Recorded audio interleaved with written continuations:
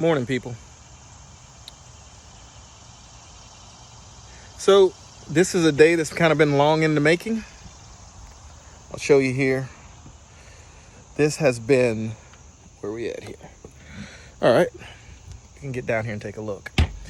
So I'm doing some work on the Revenge this morning. It's been a long time, at least a few months, since I've been able to get out here and fool with it. Let's crawl under here. But today is, ta-da, test fit the header day. So basically remove the old exhaust manifolds and get the header in place and make sure it fits. So there's a couple other things. This motor's got about 1,000 miles on it, and it's got some stupid Chrysler guy bull do on it. These are the spark plug wires. This is just from the manifold. I hadn't even run a header yet, but it didn't have any heat protection, heat shielding around the wires, and the wires are just destroyed. Luckily, I've already bought a universal set, so I will be cutting them to length, and I'll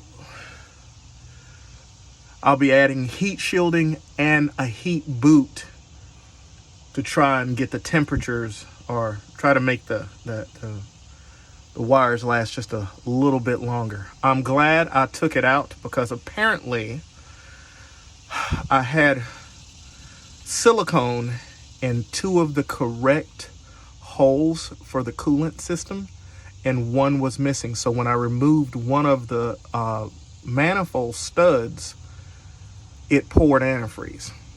Nothing you can do about that. I caught it. We will move forward from here. So, but it is a real nice fit on the header. One more time. I have to do the other side. Oh dear. Oh. Let's go around here. Here are the headers, by the way. These are Sanderson. So it's a gasketless header. And there's your flange. You see that flange, that special flange? 1 7/8 tube. These bad boys should move some air. Now, with that being said, on the Chrysler, the exhaust manifolds move pretty good air too. These should still be a little bit better. This is the shorty header, block hugger. Some people don't like that. I get it, but they should. Now, being a header, it's ceramic coated. Really good ceramic coat too, not your cheapos. And being a header, it should burn hot, but it should have, as air passes across it, it should cool quicker than the manifold as well while in use. Now, let's go back to this side here. Again, one last time. That's a Sanderson block hugger 440 header. So they got 512 cubic inches. I feel like it needs to breathe as well as possible. All right, so now here's the other side. There's my master cylinder all in the way, and I got a heat shield. So that heat shield's there to protect that master cylinder and those brake lines from heating up. But I'm pretty sure what's about to happen is the heat shield's fixing to go bye-bye. Just so I can get my header in there. It is what it is. But again, with the header, and let me be clear, the exhaust manifold comes off of the engine and goes up towards the valve cover. So it appears that it takes up more space, but it actually gets closer to the brake lines too. The header comes out and turns down. So that header moves away. It's going to increase by at least an inch, half inch clearance, maybe more, from the actual source of heat on the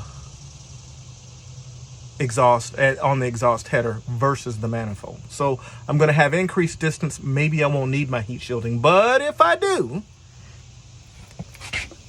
I will just have to wrap it up. Now I made a 4-minute long video here. I'm sorry. One other thing I did that was real stupid this morning, and I'm not a Winnebago guy. Man, I've been doing old trucks, old cars since I was 13 years old. You see that gray hair? That's 32 years ago. I know this stuff. But that still don't mean I didn't do something stupid. I did something stupid this morning. Check this out. I'm just gonna go ahead and show y'all. Oh, since I can't operate my camera. You see that there? I am gonna have to get these wheel studs changed because they're left-hand wheel studs. I know. I mean, they say L on the end of them, and nut itself says LEFT on it. But I wasn't reading all that. I was just trying to get it done. So, and I got this big 3/4 inch drive, DeWalt impact gun that I bought because it's really good at tearing shit up. Well, this morning I tore some shit up. I didn't mean to. I just went the wrong way. It may be a situation where it just tore up the nuts and I'll be able to get new nuts. I was going to do that anyway, but I really got to measure, check my thread out on my wheel studs and see if they're in good shape. I'll be happy to change them out, but if I change them out, they're going to right hander. We're going to get rid of this. Because, see, I put them, it's not the first time I've had the wheel off. I don't know how I didn't remember that it was supposed to go the other way. I'm so used to righty-tighty, lefty-loosey.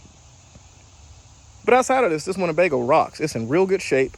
The motor, the new motor, the 512 runs like a top. Now, I'm going to throw a guy some shade. I typically build all my own engines, but because this was a Chrysler and I didn't have time to get it through a machine shop or suffer the learning curve. Remember, I'm a Ford guy. I've been building Ford big blocks and medium blocks my entire adulthood. But on a Chrysler, it's just, with that chance of there being some things different, and we still screwed some stuff up. But the guy who built this engine, what was his name? Jim? Oh, shoot. Can't remember his last name, but Jim did a damn fine job on that motor. It runs like a top. It's got good power. I just got to I got to get these headers in, and now it would appear that I'm going to have to address these studs now before I was wanting to. I am going to take the wheels off anyway, get them powder coated, and I was going to get some nice chrome capped nuts and put on it, but this kind of just pushes that up in the timetable. I'm hoping to get this Winnebago. I found some builders that build RVs, not just gut them and go through them, but they can build it from scratch too. But these guys are going to gut this thing and go through it for me, and they're going to do it in 8 weeks, 9 weeks maximum. So I got to have my end of it, the mechanical aspects of it done. I still got the tanks to pull, all that. But anyway, happy Saturday.